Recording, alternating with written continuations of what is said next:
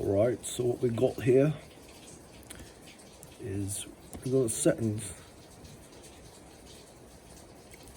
As you can see here, you click speed limit, and here you would get to input our maximum speed limit in kilometers. So we do 20, press OK, bang on, 20 kilometers an hour. Hit motor.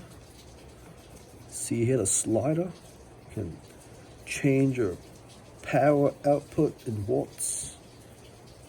Regen braking along with the speed limiter, which is right here. I'd say it's quite nice, very nice. Now here's some throttle, slow roll on.